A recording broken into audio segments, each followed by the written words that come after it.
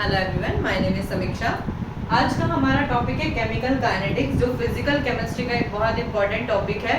ये प्लस 2 में तो इम्पॉर्टेंट है ही, लेकिन आगे जो CSIR नेट या किसी भी जगह जहाँ तुम केमिस्ट्री के क्वेश्चन देखोगे वहाँ केमिकल काइनेटिक्स से ज़रूर क्वेश्चन आता है। तो ये बहुत ज़्यादा हम बेहतरीन तरीके से अब यहाँ पे इसको पढ़ेंगे। सबसे पहले तो केमिकल काइनेटिक्स हम पढ़ते क्यों हैं, ठीक है। काइनेटिक्स मतलब क्या होता है, रेट, मतलब कोई चीज किस तरीके से मूवमेंट कर रही है। तो यहाँ हम देखेंगे कि ये क्या होता है, it is the study of rate of reaction, ठीक है। रेट क्या होता है, एक टाइप का स्पीड, ठीक है। तो रेट ऑफ रिएक्शन, अब सबसे पहले हम पढ़ेंगे रेट ऑफ रिएक्शन ही, ठीक है।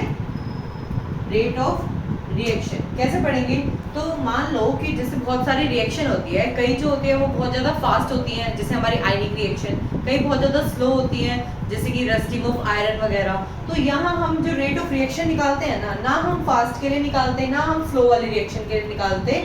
यहाँ हम जो भी रेट ऑफ रिएक्शन निकालेंगे वो उन रिएक्शंस के लिए निकालेंगे जो कि मॉडरेट स्पीड पे होंगी, ठीक है, मॉडरेट स्पीड पे होंगी, ताकि हम उसका इजीली कैलकुलेट कर सके, कैलकुलेशन करनी इजी हो जाए कि वो कितनी स्पीड पे वो रिएक्शन कर रही है। अब जब हम रेट ऑफ रिएक्शन पढ़ते हैं तो हम क्या देखते हैं, मान लो कोई हमारी रिएक्शन है A से B, ठीक है। तो पहले रेट ऑफ रिएक्शन, रेट क्या होता है, स्पीड, स्पीड क्या होता है कि कितनी रिएक्शन हुई है कितने टाइम में, ठीक है। तो यहाँ टाइम का बहुत ज्यादा इंपॉर्टेंट रोल है। तो यहाँ हम रेट जो करेंगे ना, रेट का सबसे पहले फॉर्मूला देख लो, कंसंट्रेशन अपॉन टाइम, ठीक है। वो भी कंसंट्रेशन कौन सा, चेंज इन कंसंट्रेशन, ठीक है। तो मान लो यहाँ से A से B कोई रिएक्शन हुई है, तो सबसे पहले टाइम 0 पे, अभी रिएक्शन स्टार्ट नहीं हुई है, तो ये पूरा का पूरा 10 मोल है हमारे पास, 10 मोलर है। तो उस टाइम पे B 0 है, अभी स्टार्ट नहीं हुई रिएक्शन। जैसे ही कुछ टाइम हुआ, मान लो 2 सेकेंड टाइम हो गया, तो ये रिएक्शन जो होगी यहाँ पे 5 बन गए, 5 मोल बन गए। तो यहाँ से कितने गए, पहले कितने थे 10, बन कितने गए 5, तो यहाँ कितने बचेंगे 10 - 5 मतलब 5 मोलर यहाँ बचेंगे। तो इस टाइप से हमारी कोई भी रिएक्शन होती है A से B, हमें कोई भी फॉर्मेट या कोई भी डेटा दिया होता है कि इतने टाइम पे इतना होगा, इतने टाइम पे इतना होगा, तो हम उसकी रेट ऑफ रिएक्शन कैसे निकालेंगे। तो कैसे निकालेंगे, change in concentration with respect to time. Change in concentration मतलब कि उसकी final concentration minus initial concentration upon में initial final time minus initial time. तो ये हो गया हमारा रेट का फॉर्मूला।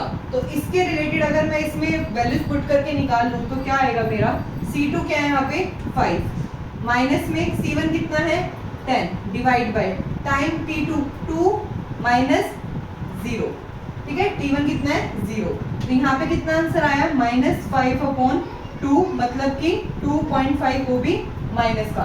तो यहाँ एक बहुत इंपॉर्टेंट चीज होती है कि रेट कभी भी नेगेटिव नहीं होता, रेट इज ऑलवेज पॉजिटिव, ठीक है। तो इसका ध्यान रखोगे, रेट जो होता है वो हमेशा ही पॉजिटिव होता है, तो ये नेगेटिव नहीं हो सकता, इसीलिए हम इसके आगे क्या लगा देते हैं, माइनस का साइन।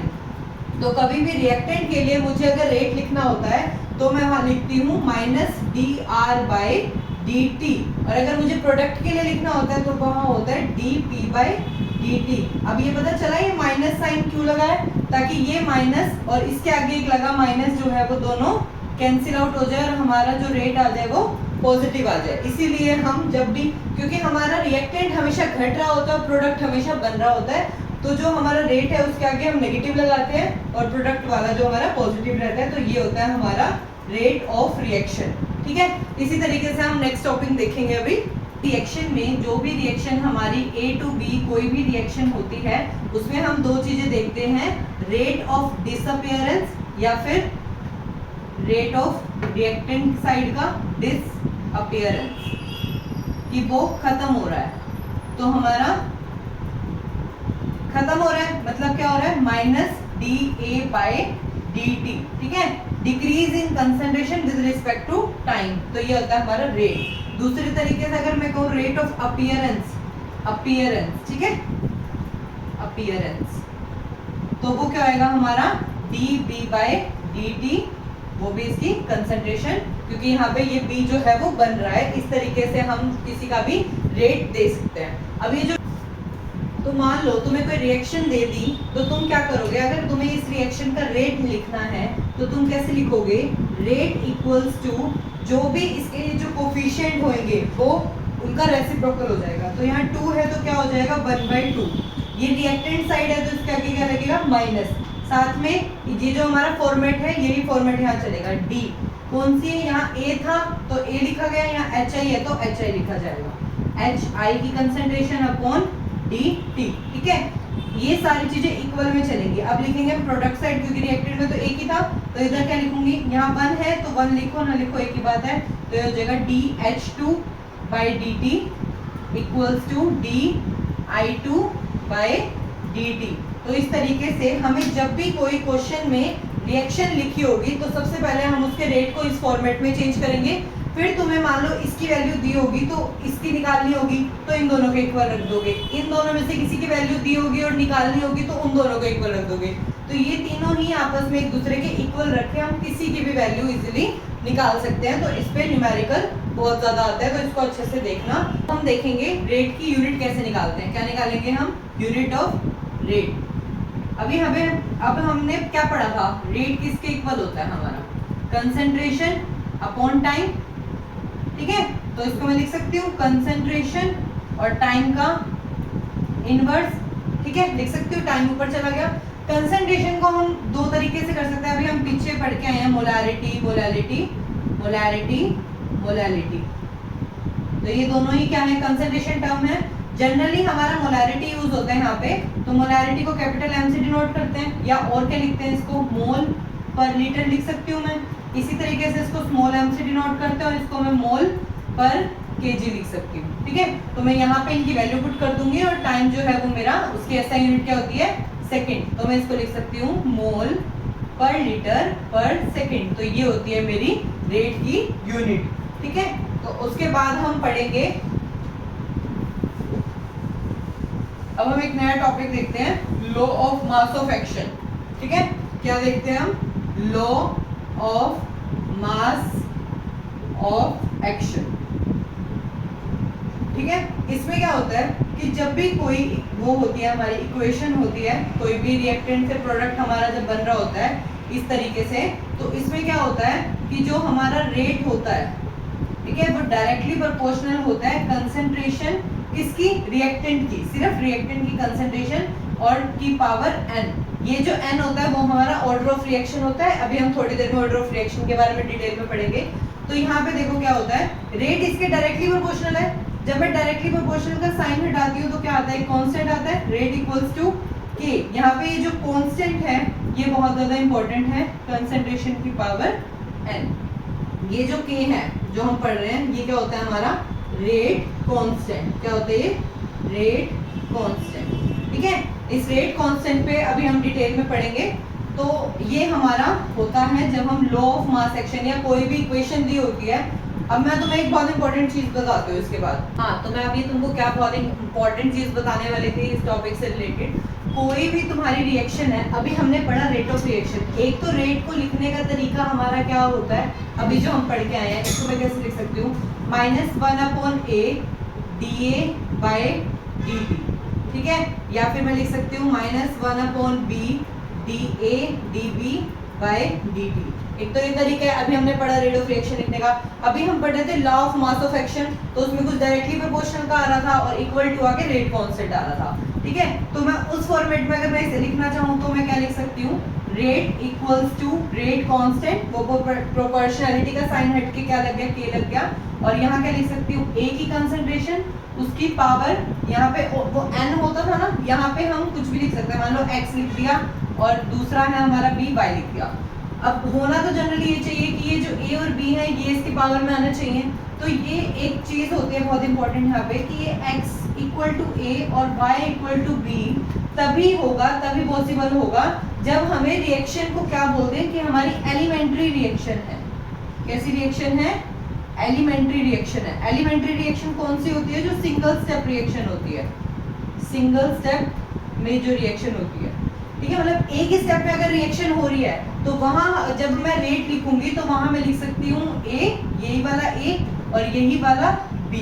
ठीक ठीक है। लेकिन जब क्वेश्चन में तुम्हें कहते हैं कॉम्प्लेक्स रिएक्शन या एलिमेंट्री रिएक्शन नहीं लिख के दे, मतलब वो बहुत सारे स्टेप में होगी, तो वहां पे हमें उसको बैलेंस करना पड़ेगा, बहुत चीजें करनी पड़ेंगी, तब ये ए यहाँ पे हो भी सकता है और नहीं भी हो सकता, क्या पता बैलेंस करने के बाद वही चीज आए और नहीं भी हो सकता, ठीक है। तो ये इक्वल तब होंगे जब एलिमेंट्री रिएक्शन होगी और ये इक्वल नहीं भी हो सकते हैं, ठीक है। तो ये चीज बहुत ज्यादा इंपॉर्टेंट हो जाती है। तो अभी हमने क्या देखा, एक तो रेट को लिखने का ये तरीका, ये फॉर्मेट, दो फॉर्मेट होते हैं हमारा, एक तो ये फॉर्मेट रेट ऑफ रिएक्शन लिखने का और एक लॉ ऑफ मास एक्शन से इस टाइप से लिखने का। तो हम रेट को इन दो तरीके से लिख सकते हैं, जो भी चीजें हमें दी होंगी हम वहाँ पुट कर लेंगे और बाकी जो चीजें निकालनी होंगी वो हम इजिली निकाल सकते हैं। तो नेक्स्ट हम देखते हैं ऑर्डर ऑफ रिएक्शन। नेक्स्ट हमारा क्या टॉपिक है, ऑर्डर ऑफ रिएक्शन। ये बहुत ज्यादा इंपॉर्टेंट टॉपिक है और इजी भी है, ठीक है। जनरली हम एनसीईआरटी बुक में क्या देखते हैं कि सम ऑफ पावर्स कर दो तो वो हमारा ऑर्डर ऑफ रिएक्शन हो जाता है। जैसे मान लो इस जो मेरा ये रेट है, ये जो मेरा लॉ ऑफ मास एक्शन से आया है, अगर मुझे इसका ऑर्डर निकालना हो तो मैं जस्ट क्या करूंगी, x प्लस वाई कर दूंगी, ठीक है। तो ये अगर ये x प्लस वाई तभी पॉसिबल होएगा जब ये एलिमेंट्री रिएक्शन होएगा, क्योंकि देखो अभी मैं बताती हूँ, ऑर्डर ऑफ रिएक्शन जो होता है वो एक्सपेरिमेंटल वैल्यू देता है, ठीक है, एक्सपेरिमेंटल वैल्यू देता है। तो अगर मुझे रिएक्शन पता है कि मेरी एलिमेंट्री रिएक्शन है तो मैं x प्लस वाई इजिली करके निकाल सकती हूँ। लेकिन अगर मुझे क्वेश्चन में नहीं गिवन कि एलिमेंट्री रिएक्शन है तो मैं उसको डायरेक्टली इससे नहीं निकाल सकती, मुझे उसके लिए प्रॉपर उसे सॉल्व करना पड़ेगा। हम किसी ऐसे प्रिडिक्ट नहीं कर सकते कि किसी भी रिएक्शन का ऑर्डर ऑफ रिएक्शन क्या हो सकता है, क्योंकि वो एक एक्सपेरिमेंटल बेस्ड वैल्यू पे डिपेंड करता है। दूसरा ऑर्डर ऑफ रिएक्शन हम क्या देखते हैं, किसी का भी इफेक्ट निकालने का, ठीक है, effect of change of concentration, effect of order of reaction देखने हैं अभी हम, ऑर्डर ऑफ रिएक्शन। तो इसमें हम क्या देखते हैं, effect of change of reactant, ठीक है, कि अगर मैं रिएक्टेंट की कंसंट्रेशन को डबल कर देती हूँ तो उसके बाद मेरे रेट पे क्या इफेक्ट पड़ता है, क्या वो सेम रहता है, क्या वो डबल होता है। तो इसके लिए मैं एक टेबल बना के तुम्हें दिखाती हूँ, ऑर्डर ऑफ रिएक्शन को हम इजीली कैसे कैलकुलेट कर सकते हैं। तो हमारा टॉपिक है ऑर्डर ऑफ रिएक्शन, ठीक है। अभी हमने पढ़ा ऑर्डर ऑफ रिएक्शन जनरली हम कैसे निकाल सकते हैं, रेट लॉ लिख के वहां से उन दोनों जो भी ऊपर वाले कोफिशिएंट होंगे उनका ऐड कर दो, सम कर दो, तो वो आ जाता है ऑर्डर। लेकिन ऑर्डर ऑफ रिएक्शन से हम और क्या सिग्निफाई कर सकते हैं, इसकी तुम सिग्निफिकेंस लिख सकते हो कि हम क्या सिग्निफाई कर सकते हैं, the effect of change of particular reactant in rate of reaction. कैसे कर सकते हैं, मान लो हमारी कोई रिएक्शन है A से B और ये भी हो रही है A से B, तो अब मैंने कुछ पहले टाइम पे इसकी कंसंट्रेशन 10 थी, टाइम 2 सेकंड पे जाके इसकी कंसंट्रेशन 8 होगी, तो यहाँ 2 बना होगा, ठीक है। अगर मैं इसकी कंसंट्रेशन को डबल कर देती हूँ, क्या करा मैंने, कंसंट्रेशन डबल करा, ठीक है। अब यहाँ पे ये 20 हो गया, 0, 18 हो गया और 2 हो गया। अगर मैं इस साइड रेट ऑफ रिएक्शन निकालूंगी, ठीक है, वो C2 minus C1 upon T2 minus C1 करके, तो हो जाएगा 8 माइनस 10, 2 माइनस 0, तो आया ये माइनस 2 अपॉन 2, कैंसिल होके -1, तो ये माइनस इग्नोर कर देते हैं हम। सिमिलरली इस साइड अगर मैं रेट ऑफ रिएक्शन निकालूंगी तो यहाँ क्या होगा, 18 माइनस 20 अपॉन 2 माइनस 0, तो ये आ जाएगा -2 अपॉन 2, यहाँ भी क्या आ जाएगा 1, ठीक है। कहने का मतलब क्या है कि कंसंट्रेशन को डबल करने के बाद भी रेट ऑफ रिएक्शन में कोई चेंज नहीं आया, तो ये कौन सा ऑर्डर हो गया रिएक्शन का, ये जीरो ऑर्डर रिएक्शन हो गई हमारी, जीरो ऑर्डर रिएक्शन, ठीक है। तो ये बहुत इंपॉर्टेंट कंसेप्ट है। अगर कंसंट्रेशन डबल करने के बाद भी रेट ऑफ रिएक्शन पे कोई फर्क ना पड़े तो वहाँ ऑर्डर जीरो हो जाता है, ठीक है। और अगर कंसंट्रेशन डबल करने से रेट ऑफ रिएक्शन डबल हो जाता है तो वो फर्स्ट ऑर्डर रिएक्शन होता है, ठीक है। ध्यान से सुनना, कंसंट्रेशन डबल करने से अगर रेट ऑफ रिएक्शन मेरा यहाँ 1 था तो यहाँ 2 आ जाता, डबल हो जाता, तो वो फर्स्ट ऑर्डर रिएक्शन होता, ठीक है। और अगर मैं यहाँ पे कंसंट्रेशन को डबल करने से रेट ऑफ रिएक्शन मेरा 4 टाइम हो जाता, कितना हो जाता, 4 टाइम हो जाता जस्ट डबल करने से, तो वो मेरा ऑर्डर कितना हो जाता, सेकंड ऑर्डर रिएक्शन हो जाता, ठीक है। तो इस तरीके से हम किसी भी रिएक्टेंट को देखने से हम पता लगा सकते हैं कि उसका ऑर्डर कितना होगा।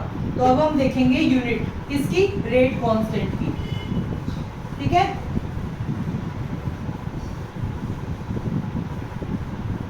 तो मैंने अभी एक बार जो बोला मैं आपको दोबारा क्लियर कर देती हूँ। अगर कंसंट्रेशन को डबल करने से, कंसंट्रेशन डबल करने से रेट ऑफ रिएक्शन पे कोई फर्क नहीं होता तो वो जीरो ऑर्डर रिएक्शन होता है। अगर कंसंट्रेशन डबल करने से रेट ऑफ रिएक्शन भी डबल हो जाता है तो वो फर्स्ट ऑर्डर रिएक्शन होता है। ठीक है, तो अभी हमें जैसे पता है रेट हमारा होता है के ए की पावर एन, लगा लो कुछ भी लगा लो यहाँ पे। ठीक है, तो यहाँ से मैं रेट कांस्टेंट की बात कर रही हूँ। मैं रेट कांस्टेंट की जब मैं यूनिट निकालना चाहती हूँ तो रेट कांस्टेंट को एक साइड ले जाओ और ये रेट डिवाइड बाय कितना हो जाएगा हमारा ए की पावर एन। क्या निकाल रही हूँ मैं? Unit of rate constant, unit of rate constant. ठीक है, तो यहाँ पे अभी हमने पीछे देखा था रेट क्या होता है? Concentration upon time, concentration upon time. और ये भी तो क्या है? एक कंसंट्रेशन ही है, तो ये भी क्या है? ए जो है वो एक कंसंट्रेशन ही है और इसकी पावर कितनी है? एन। ये एन क्या है? Order of reaction. ये बहुत इंपॉर्टेंट है। एन क्या है हमारा? Order of reaction. ठीक है, तो यहाँ से इसको जब मैं सॉल्व करूंगी, ये ऊपर ले जाऊंगी तो ये क्या हो जाएगा? कंसंट्रेशन, इसकी पावर तो 1 है, ये कंसंट्रेशन इसकी पावर ऊपर जाके माइनस एन हो जाएगी और ये टाइम का क्या हो जाएगा? ऊपर जाके ये भी -1 हो जाएगा। तो ये देखो बेस सेम, पावर ऐड हो जाती है, तो ये क्या हो जाएगा हमारा? कंसंट्रेशन 1 माइनस एन और टाइम का क्या हो जाएगा? इनवर्स। ठीक है, तो यहाँ से हम एक यहाँ जनरल सा, ये अब सारा सॉल्व करा हमने, एक जनरल सा हमारा रिलेशन आ गया। जनरल अगर मैं निकालना चाहूँ तो कंसंट्रेशन की पावर 1 माइनस एन और टाइम का इनवर्स। तो यहाँ से मैं किसी का भी ऑर्डर का यूनिट निकाल सकती हूँ। मान लो मुझे जीरो ऑर्डर की यूनिट निकालनी है, जीरो ऑर्डर की, मतलब मेरी एन की वैल्यू कितनी रखूंगी? 0। तो यहाँ पे एन की वैल्यू 0 रखूंगी, 1 माइनस 0 1 बचेगा। कंसंट्रेशन क्या होता है? मोल पर लीटर। ठीक है, इसकी पावर 1 और टाइम क्या हो गया हमारा? Second inverse. तो ये होगी मेरी जीरो ऑर्डर रिएक्शन की यूनिट। अगर मैं निकालूं फर्स्ट ऑर्डर की यूनिट, फर्स्ट ऑर्डर, तो एन की वैल्यू कितनी है? 1। ठीक है, एन की वैल्यू यहाँ 1 रखो, तो 1 माइनस 1 0। तो ओवरऑल क्या हो जाएगा हमारा? 1 माइनस 1 0, किसी की भी पावर 0 कितना हो जाता है? 1। तो ये टर्म खत्म हो गई, सिर्फ क्या बचा हमारा? Second inverse. और अगर मेरा सेकंड ऑर्डर रिएक्शन है, सेकंड ऑर्डर रिएक्शन है मतलब एन की पावर कितनी है?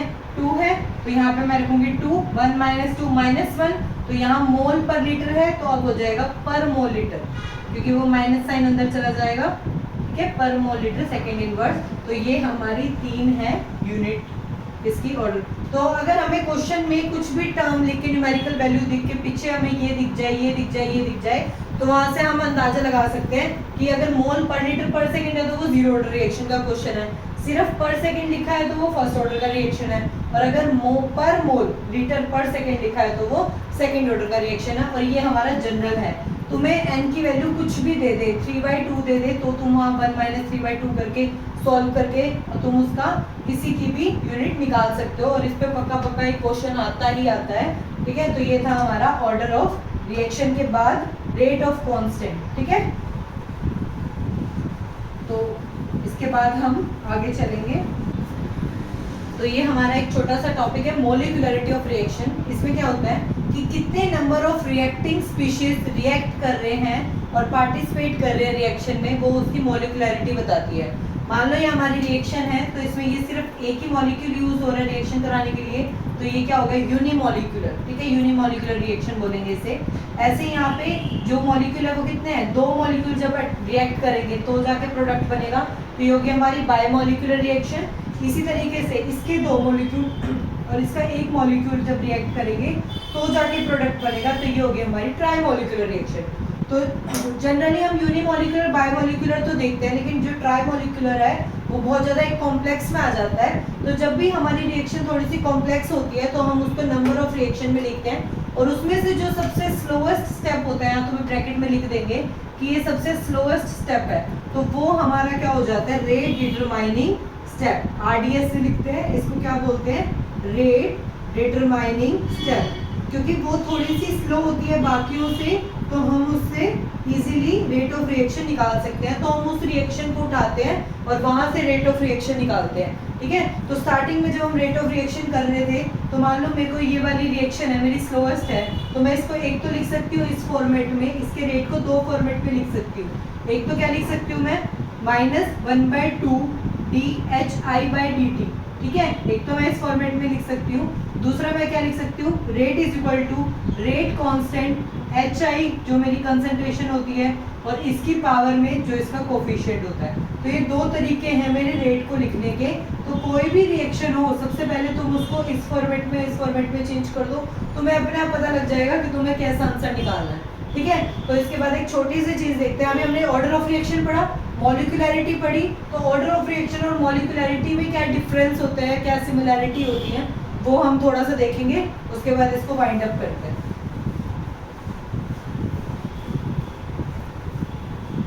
ठीक है, तो एक साइड हम बात करेंगे ऑर्डर की और एक साइड हम बात करेंगे मॉलिक्यूलैरिटी की। ठीक है, तो ये हमारा जो अगला टॉपिक है, ऑर्डर और मॉलिक्यूलैरिटी में क्या क्या डिफरेंसेस हैं। जो ऑर्डर होता है वो एक एक्सपेरिमेंटल क्वांटिटी है, ये जीरो भी हो सकता है और फ्रैक्शन की फॉर्म में भी आंसर दे सकता है। जबकि जो मॉलिक्यूलैरिटी है वो जीरो नहीं हो सकता। अगर मॉलिक्यूलैरिटी जीरो हो गई मतलब वो रिएक्शन ही नहीं है। ठीक है, दूसरा कि ये एप्लीकेबल है एलिमेंट्री रिएक्शन पे भी, मतलब सिंगल स्टेप रिएक्शन पे भी और कॉम्प्लेक्स रिएक्शन पे भी, जबकि ये सिर्फ एलिमेंट्री रिएक्शन पे ही अप्लाई है। क्यों? क्योंकि कॉम्प्लेक्स रिएक्शन में हम सबसे स्लोएस्ट स्टेप लेके चलते हैं, फिर उसका जाके वहाँ मॉलिक्यूलैरिटी बताते हैं। ठीक है, तो थर्ड में क्या है कि अगर कोई कॉम्प्लेक्स रिएक्शन होती है तो अगर हम उसका ऑर्डर निकालते हैं तो उसके स्लोएस्ट स्टेप से निकालते हैं, और उसकी मॉलिक्यूलैरिटी भी किससे निकालते हैं, स्लोएस्ट स्टेप से निकालते हैं, तो जाके वही सेम आती है जो ओवरऑल रिएक्शन का ऑर्डर होता है। ठीक है, तो ये जो थर्ड है वो दोनों के लिए है, और ये दोनों का जो है वो डिफरेंस हो गया। तो ये था हमारा पार्ट 1। बाकी का जो इसका टॉपिक रह गए हैं केमिकल काइनेटिक्स के, वो हम देखेंगे पार्ट 2 में। Thank you.